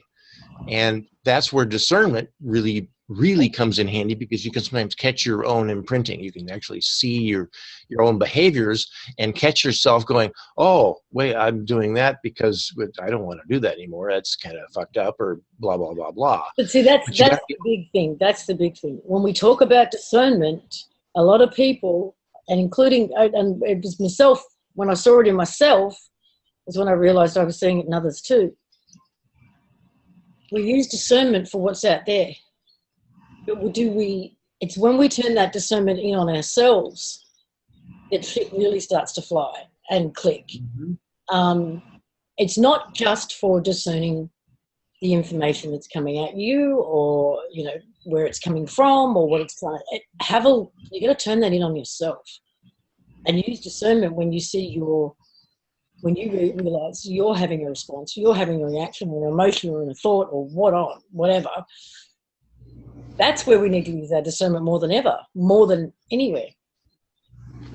I agree. Yeah. The other sort of, not half of that, but another aspect of that is this emotional overreaction or reaction or just getting caught up in it, whatever, might be, and it seems to be, is related to the fact that our heart knowing is coming back online. It's been suppressed for a long time. Yeah. And it's something we're not used to. It's very powerful. I mean, most people would know that they can get extremely overwhelmed with emotion. It can take over for a while, in a sense. And there's a certain degree of trying to hold it off at arm's length, so that you don't get carried away, or you don't get just completely caught up in that energy, that being swept up by that passion or whatever. And because our hearts are coming back online, that's being introduced or being re-blended into our mind knowing, which has been predominant. And, everyone says, well, prove it to me. It's got to have a, proof, or it's got to have, some kind of solid scientific evidence, or, oh, you're full of bullshit because of this. It's all mind stuff. It's all right, wrong, good, bad, the didactic kind of thing. The heart knowing is a knowing. It's not, it's just something you know inside. But it's been shaped to a certain extent by that imprinting or portions of it. And so it's that mixture of taking the discernment and applying it, yes, internally, especially internally, but being able to apply it internally and externally and look at all these different facets. It's that staying in observer mode allows you to, in a sense, be independent. It's like you're watching the hologram, and who's watching? Is it just a screen inside your mind that is observing all this, or is it you involved with your hands in there and in the cookie jar, and you're cranking and you're doing and you're grabbing and you're getting fully emotionally involved and whatever? How far into that observer mode do you get, so and that again, you can use observe self. Yeah. Observe self. Well, Aug made a comment really early on in the interview talking about, it was like right in the first 10 minutes of it, when he talked about if you think of us being loaded up with templates.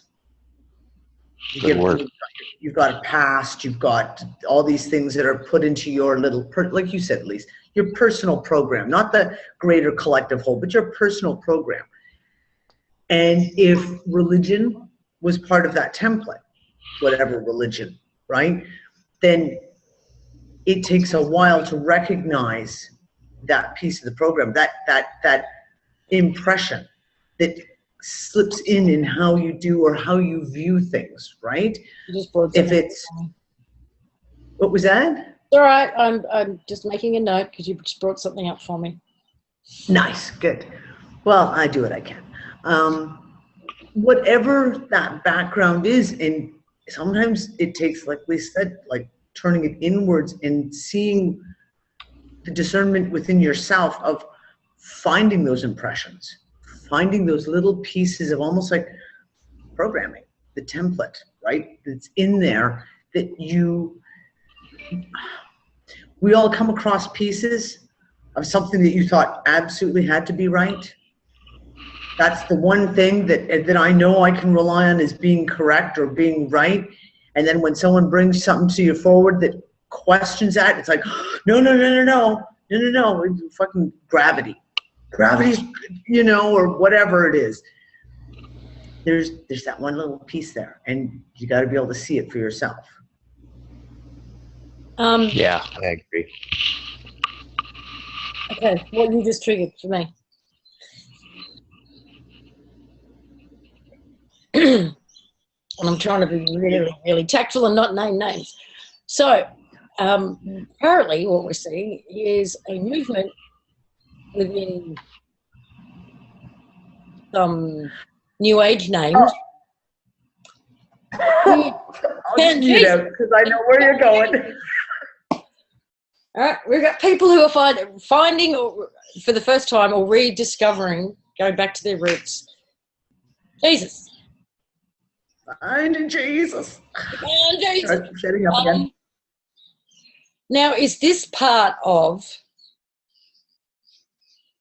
another push, another meme, another another program being laid out, right? Because there was a blog post and a video about one person in particular who had rediscovered Jesus after being a practicing witch for 13 years.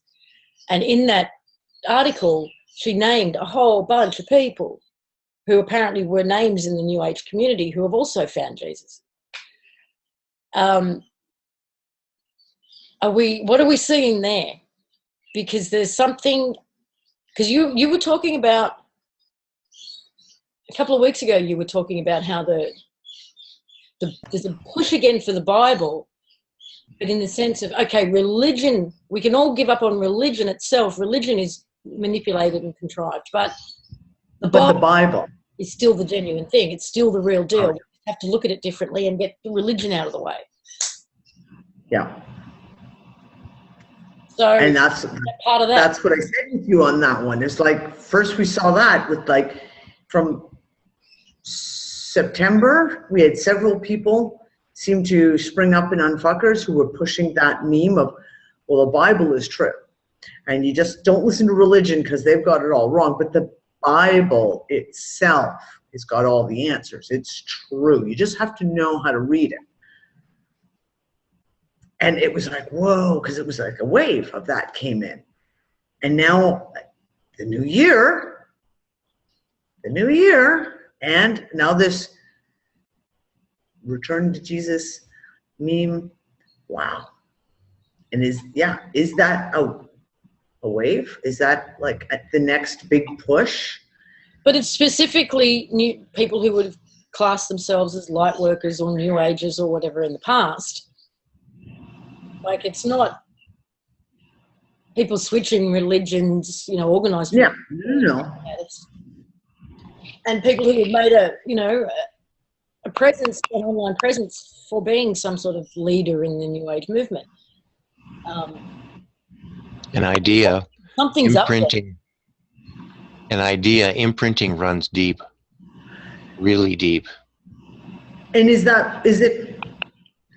Okay, so you've been imprinted and let's say that that's your background, your piece of program. And you go through this whole cycle of getting away from it, escaping, et cetera, discovering, et cetera. But when the push comes to shove at the very end, whether it's fear-based, oh my God, like the world's falling apart, pick one, that you fall back into that old imprint.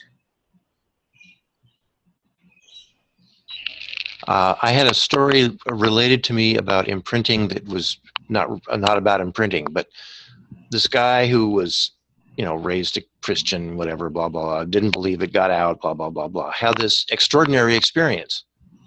And the only way he could relate to it, because of his imprinting, was because it was a biblical-based experience.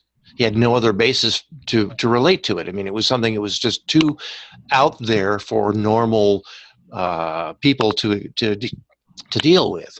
So he grabbed onto or related it to the only frame of reference that he had that made any sense, and that was basically, it was from biblical perspective, from the Bible. Imprinting. It's really, really, really fundamental and powerful. This came up in a conversation the other day with, I think it was Dee. It might not have been you. But talking about, I was thinking of all the films that I've watched over the years that are supposed to be based on a true story about someone being possessed by the devil or a demon, like the Emily Rose story and, those kinds of movies. And those based on true stories only ever happen to someone who was brought up in a highly religious family. They were brought up with religion. You don't hear of agnostics and atheists suddenly becoming possessed by the devil. I have never heard of a story like that, right? It doesn't happen. Or Buddhists. Or Buddhists, yeah. So how powerful is that story?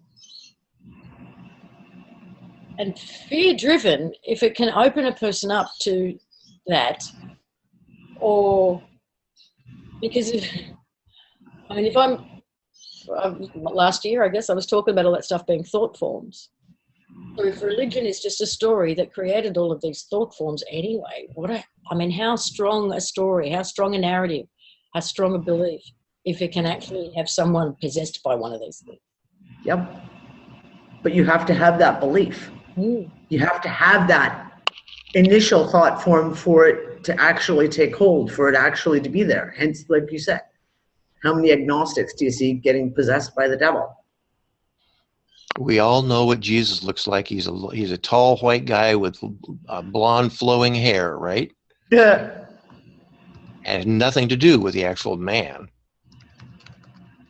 But that's the imprint. And from a very early age in Sunday school. Just like the globe in the classroom. Anyway. I think we've got one more with their hand up. Yep. Thanks, JJ. Okay. Oh, that's JJ. Oh, Joseph. You got your hand up? You're unmuted? Oh, no. Okay, I'm unmuted now. You can just look at my hermit, or do you want to see me too? Because it's up to you. Whatever you like, Don. Oh, why not? Let's see if this will. There's my camera. There you are. Okay. I'm just going to leave this chat kind of half done. I think you'll get gist of it. We were talking about that person that, I don't know if it's going to go on here though. My computer is spinning, so I don't know if that chat's going up there. But what I wanted to talk about is, I mean, we're all rolling and reeling with what Donald Trump has been doing in the United States. And I believe in the principle of the Statue of Liberty, that gift from France, which was to say, we welcome, you're tired, you're hungry, you're poor, come in. And Ellis Island was a clearinghouse to bring all these immigrants in with their old world skills to help build this great nation. And then all of a sudden, we're seeing everything turning around with Donald Trump, and it's like he's slapping Lady Liberty in the face. What the heck is going on? And I start seeing these flashes of Germany 1933, and I'm saying, I'm sorry, I do not consent to this. Oh, did I close my camera off or no? You want it off? Your camera isn't working, love. I would keep it turned off because it's freezing. So it's probably taking. Oh, okay. Thank you very much for telling me that, Dee, because I'm saying you don't need to see me, just look at the hermit.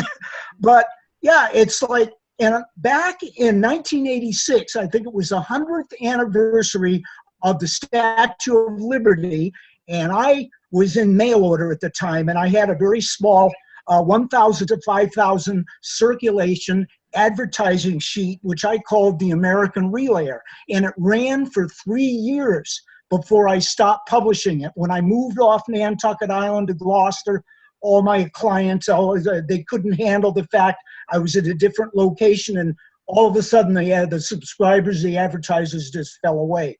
But it went 3 years. Now I have a publication that runs longer than that, The Lantern of the Hermit. My blog has been running since my 63rd birthday. It's gone 3 years plus. And this, why I'm mentioning the American Relayer is because I see a new purpose for this. The symbol was the Statue of Liberty, but we've got to embrace our immigrants, not try and push them away. And I think we need to call out all of this that is happening with Donald Trump and the Republican Party. If the Republican Party isn't going to participate like the founders thought our parties should, well, they originally thought no parties, but when we ended up with two parties, regardless of what they're named, it's ridiculous that we have to have this problem. So, Joseph. Joseph, darling. Yes? You're falling for the rhetoric. You know that, right? Like we just discussed all of this, left and right, donkey irrelevant, doesn't make none of it means anything. It's we're beyond that. As a metaphysician, we are beyond that. Oh, I know, but what I'm saying is you're talking right now about the immigration issue, but like I said, it's not Donald Trump. Everything no, it isn't. That executive order was done by Obama. Earlier on the show that Obama picked out those countries.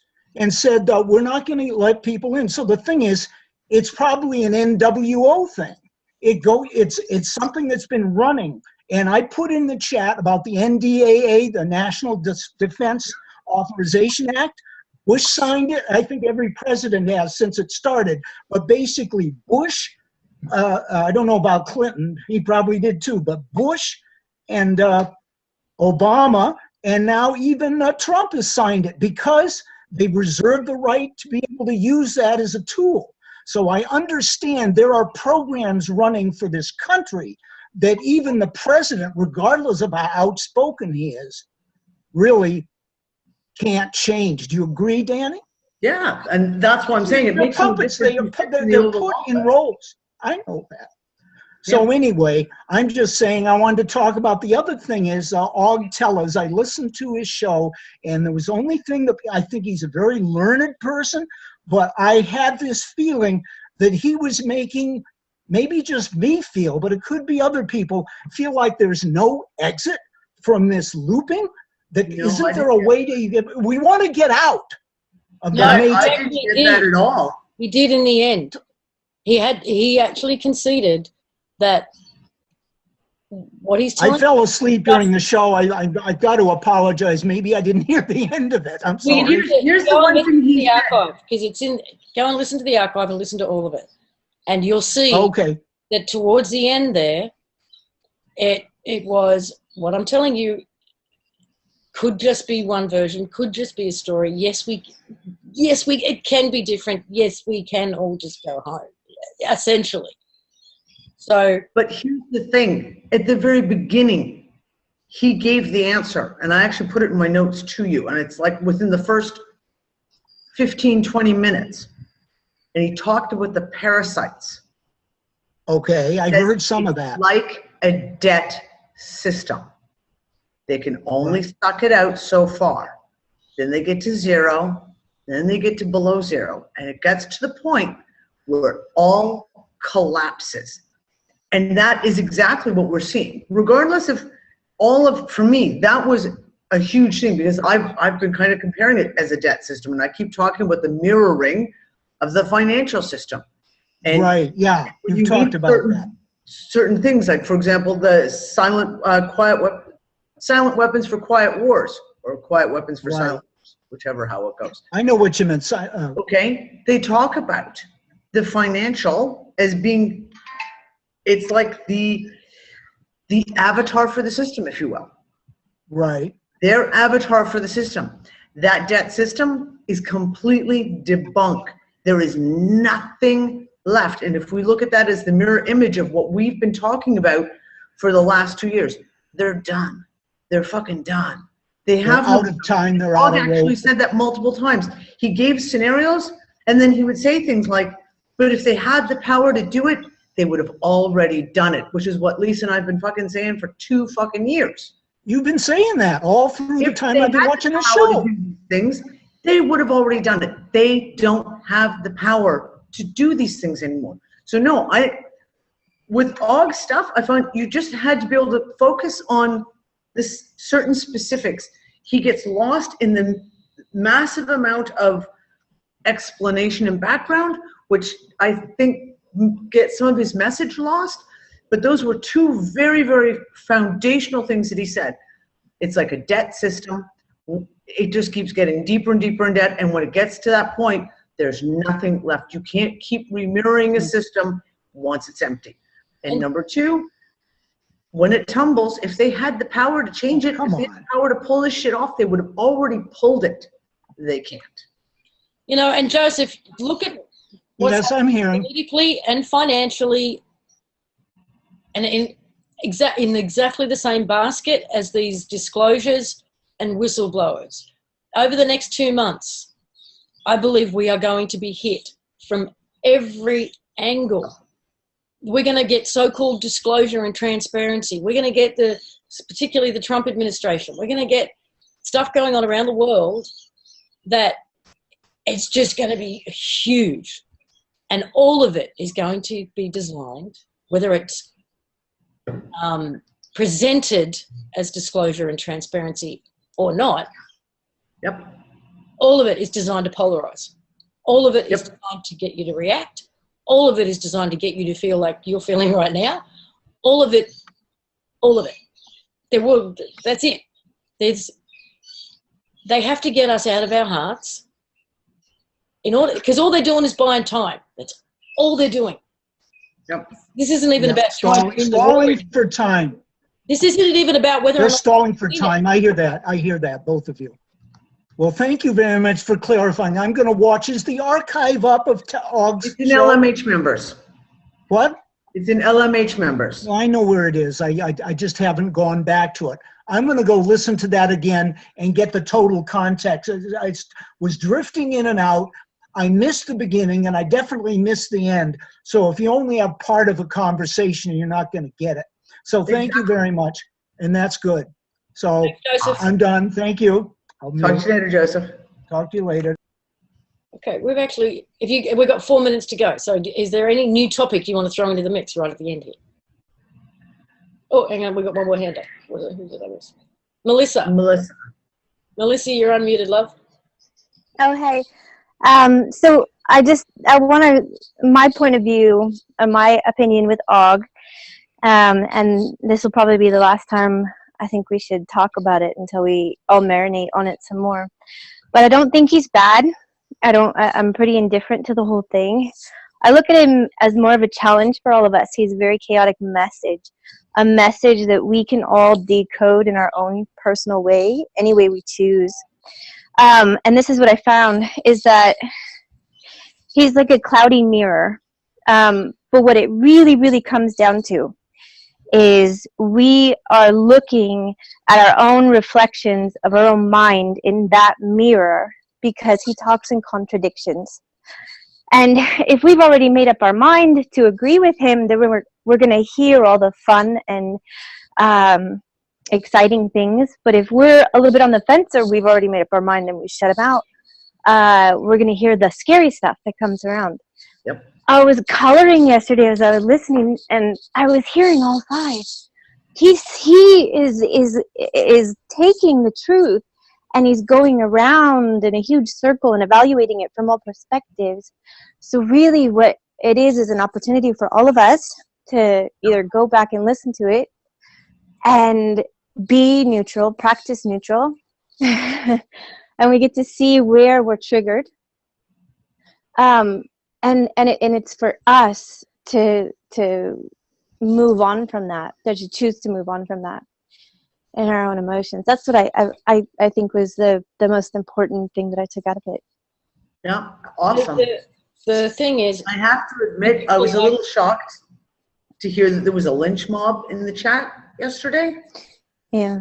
And there was disappointing. People who commented on it, people who came in and they already had their opinion formed, and they were just going to lynch him the moment he started talking. And you know what? Hey, that means that you were completely closed off to anything he said, which means maybe you missed something. Maybe a lot. If you're not open to it, you're not going to catch anything from it. So no. Why tune in to begin with, really? Now, whether this is by design, because, or not, or it's just the result, I don't know. But talking to Aug or listening to Aug, I kind of, to me it was a combination of, and I had to relate it to people I've already spoken to, Bill Brader, Bill Wood, and Sasha Stone. Yep.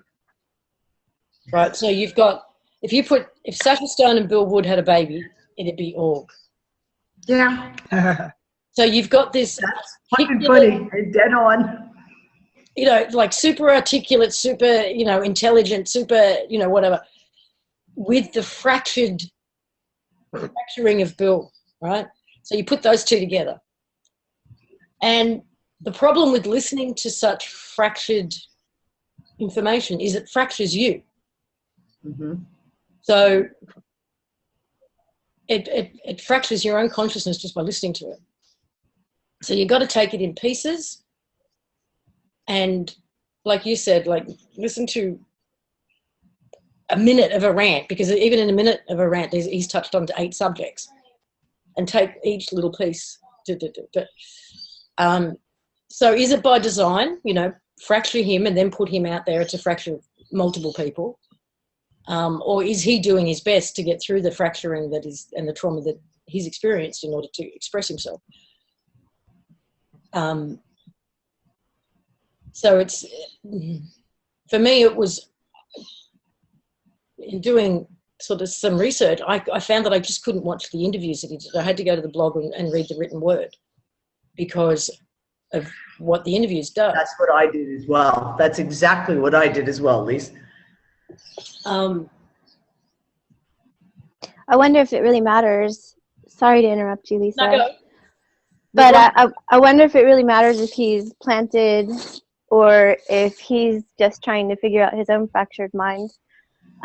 Because what it is, again, is just another obstacle for us. And if we choose to use it wisely and not let it disenfranchise our focus, our main focus, which is, I guess, what is it? Is it home at this point, right? I mean, we're all confused. We're all sitting back like, what the fuck? And I think it's divided some of us a little bit. But I know we're going to work through it. I don't think it matters ultimately, and you know. Well, for now, the interview archive is available on the members' site. It will go public next Monday. So, yeah, Monday my time. It'll go public. Sunday for everyone else. Sunday for everyone. But thank you, guys. There's been a lot of you here today. And we've gone everywhere again, of course. Well, we specialize in it.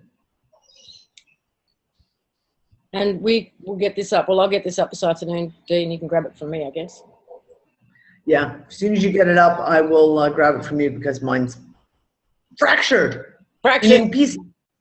Yeah. All right. Thank you, everybody. See members tomorrow for CI. Bye for now. And I'll see you guys on Transpacific News very, very soon. Would have been out today, but I have no internet, as you can tell. See you, darling. Bye, guys.